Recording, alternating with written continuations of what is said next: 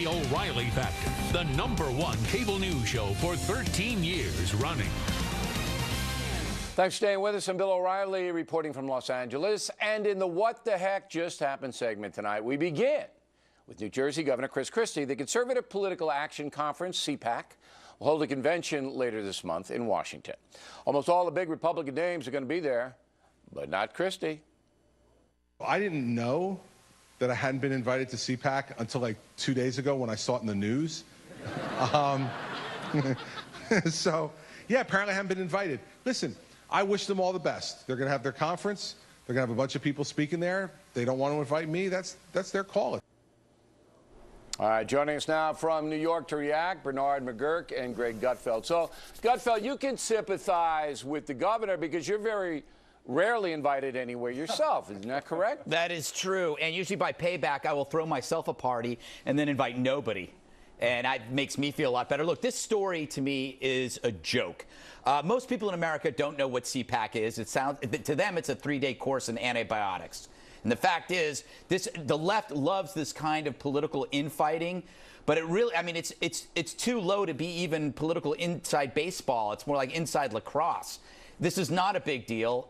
It's just a big deal to people who want to paint the Republican Party as falling apart.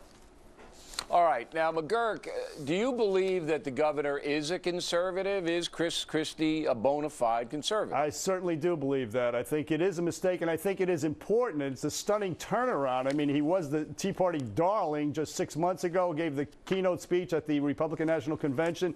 I don't think anything like this has happened since Hollywood turned its back on Fatty Arbuckle. The late, great Fatty Arbuckle, I must say, a long time. And why? Because Governor Christie embraced Obama during Hurricane Sandy and then criticized the Republicans who botched the Sandy Aid bill, which they eventually passed. Now, this guy speaks their language on the biggest threat facing our country, which is the debt, the deficit, spending money we don't have. And to throw him overboard is a total mistake. It would be like Fox News disowning Bill O'Reilly because he shows a little love to Jon Stewart once in a while. You are a winner. Christie's a winner. They're making a big mistake, in my opinion. All right. I like that analogy there, McGuirk. That was brilliant. I think did Gutfeld write that for you? You have a no. Oh, that's good. Thank you for that. You have a lot in common with the big guy, Governor Christie. Yeah, I don't know physically whether we do, but certainly in our style of confrontation. Indeed. All right, now Dennis Rodman, we know him, we love him. He's a former basketball player, kind of walks to a different beat kind of guy. He plays for the Harlem Globetrotters now, McGuirk, and as part of their world tour, he's in North Korea, and he kind of likes it in North Korea, and he likes the dictator there. Roll the tape. His grandfather and his father were great leaders, and he's such a proud man. As a young kid, a Cuban kid, guess what? He's so awesome, and he loves his wife so much. He's proud. His country like him, not like him, love him, love him. And guess what? Yes, I love him. I love the guy's awesome. All right, the next MSNBC commentator, Dennis Rodman. And I mean, you can't take this seriously, can you? No, you cannot. But it is, in a sense, it's obscene because they're humanizing this clearly well-fed despot whose population is just starving to death. And I don't really blame Dennis Rodman. He's sort of like a useful idiot in this whole thing. Remember Lenny from Of Mice and Men? He's like Lenny with a nose ring and tattoos. I mean, he's just not, he's a clueless, skanky pawn in this whole thing. I blame the HBO executives, the bottom-feeding HBO executives for putting him out there. Dennis Rodman doesn't know the difference between Hong Kong and Pyongyang, and that there was a Korean War at all. They asked him if he wanted to go see the DMZ. He said he watches TMZ all the time and he loves Harvey Levin. This guy doesn't know what he's doing. It's the HBO executives. And there's a rapper named DMZ. You might have got confused with that. Now, Gutfeld, DMX.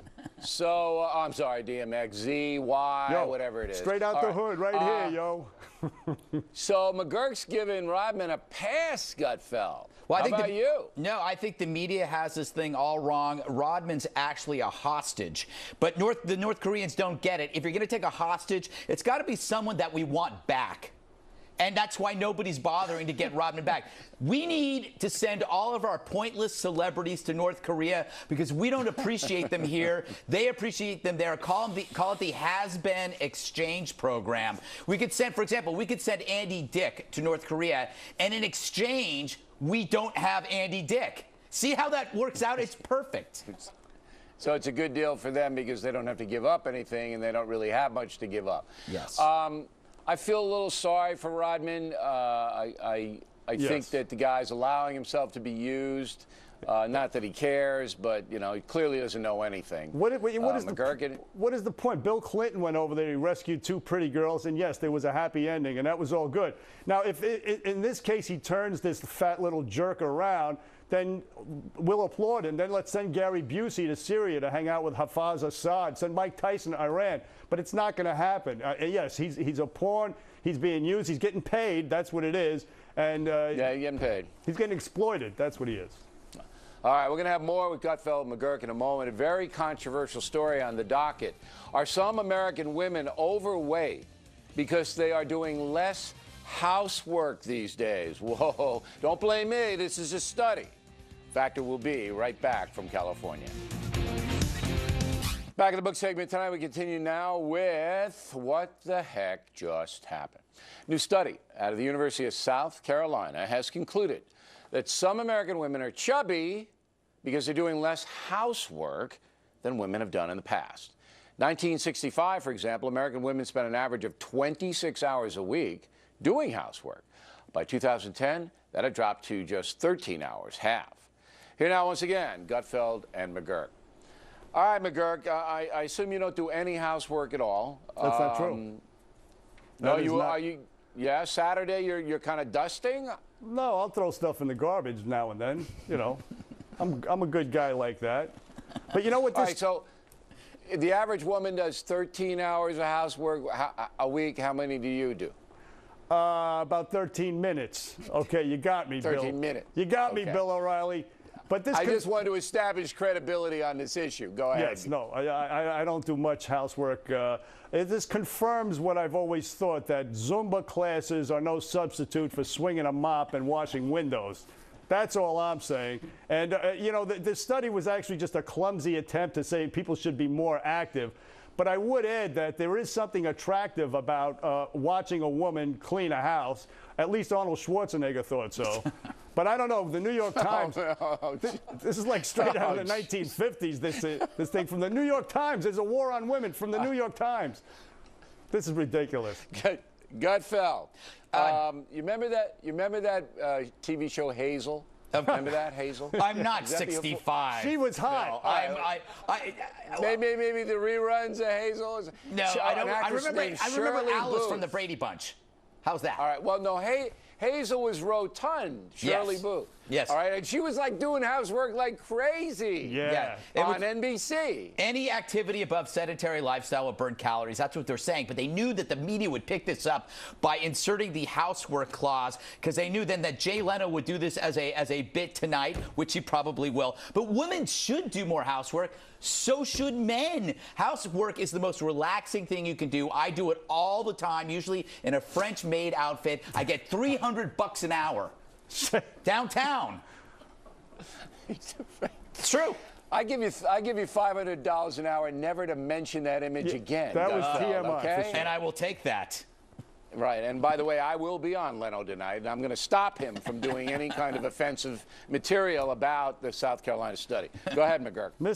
I'm just saying, Mr. Hollywood, Bill O'Reilly, you were at the Vanity Fair party, the Laker game last night. I'm surprised you're not sitting there with sunglasses on doing this thing this afternoon. But no, I bought a lot of chains out when I was out here, so I'll be wearing them later on.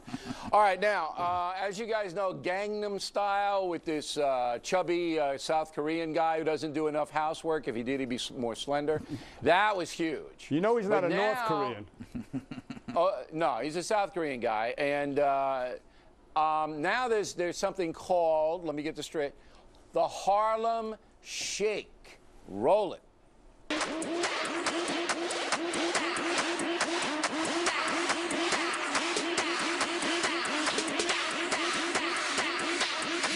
Harlem Shake.